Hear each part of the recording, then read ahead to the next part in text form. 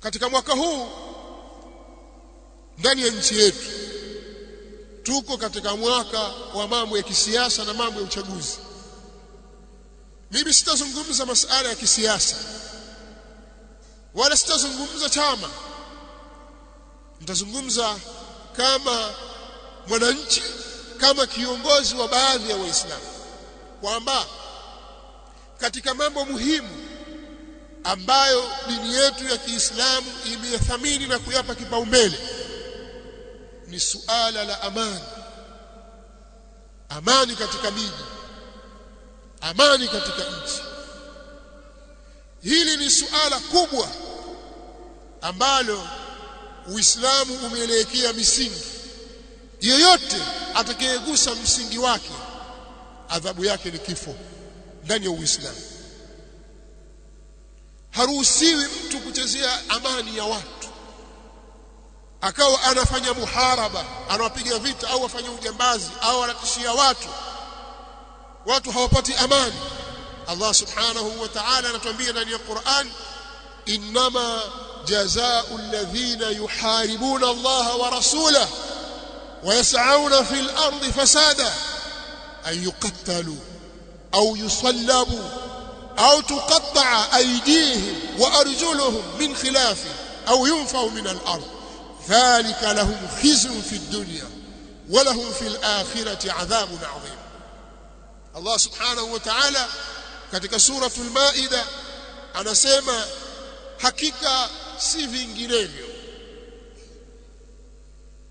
malipo ya wale wanaompiga vita Allah na mtume wake, na malipo ya wanaoeneza uharibifu katika ardhi. Wakaelezwa pale miongoni mwa watu wenye kufanya uharibifu katika ardhi ni wale wanaokaa barabarani au mitaani wakabeba silaha wakawatishia watu, wakachukua mali zao, au wakawaua na wakachukua na mali zao, au wakachukua mali zao tu kwa nguvu kwa sababu ya silaha walizonazo, na mfano wa mambo kama hayo. Malipo yao Allah subhanahu wa ta'ala anasema ni kuuawa vibaya, ayuqatalu au yusallabu, au wasulubiwe.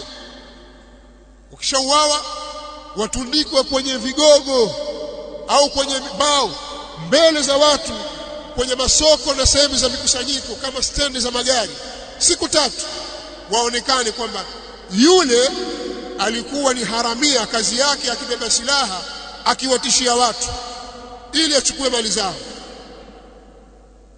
Au tuqatta aydihim wa arjuluhum min khilaf, au miguu yao na mikono yao ikatwe kwa kupishana, akatwe mkono wa kulia na mguu wa kushoto, alafu arudie tena tumuone. Akirudia tena atakatwa mkono wa kushoto na mguu wa kulia, haendelea. Swala kukatwa mkono na mguu sio swala dogo, lakini kwa nini? Kwa sababu huyu anachezea amani ya watu. Au yunfau min al-ardh, au atolewe kabisa katika nchi, katika ardhi, apelekwe mbali huko kabisa uhamishoni, au apelekwe jela kwa sababu anachezea amani. Dhalika lahum khizyun fi dunya, hiyo ndiyo fedheha yao hapa duniani. Wala hum fil akhirati adhabun adhim, na akhira watapata adhabu kubwa kabisa.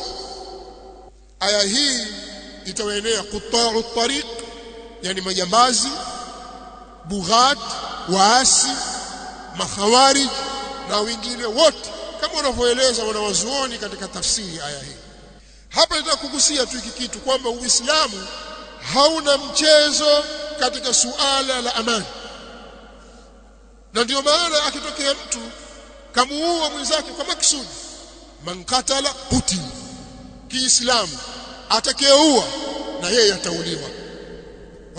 Haki za binadamu, utaua watu vipi? Yeye ameshindwa kuichunga haki ya mwanadamu mwenzake, na yeye naye atauawa kwa kufanya jarima hii ya uuaji, pamoja na kwamba kuna taratibu zake zilizowekwa.